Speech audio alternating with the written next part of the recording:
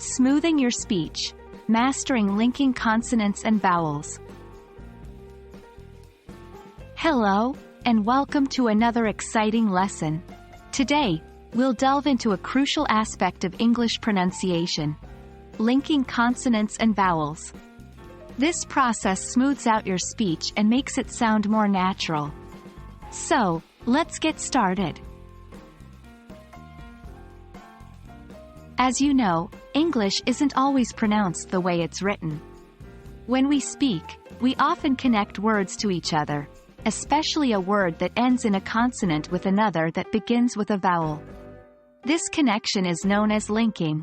Linking consonants and vowels makes our speech flow better, so it's easier for listeners to understand.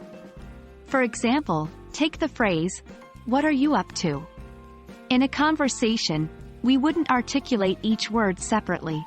Instead, we'd link them to say something like, "What are you up to?" Now that we know what linking is, let's look at some common examples in everyday speech. 1. It is. This would be pronounced more like, I tis. 2. That apple. Instead of clearly separating the words, you'd say, dit apple. 3. Can I? This phrase becomes, see a me. And remember, it's not about speed but about smoothness.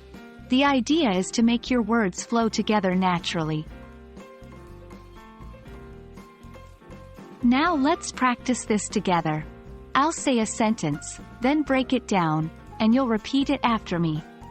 1. Can you open the window? This would sound like, can you open the window? Try saying it yourself. 2. I'll have an apple. Listen closely. I'll have an apple. Your turn. 3. She is an artist. We'd say this as, I saw an artist. Repeat it back to me. Great job! With practice, this will become second nature and really improve your English pronunciation. And that's a wrap on today's lesson on linking consonants and vowels. This technique will help your speech sound more fluid and natural.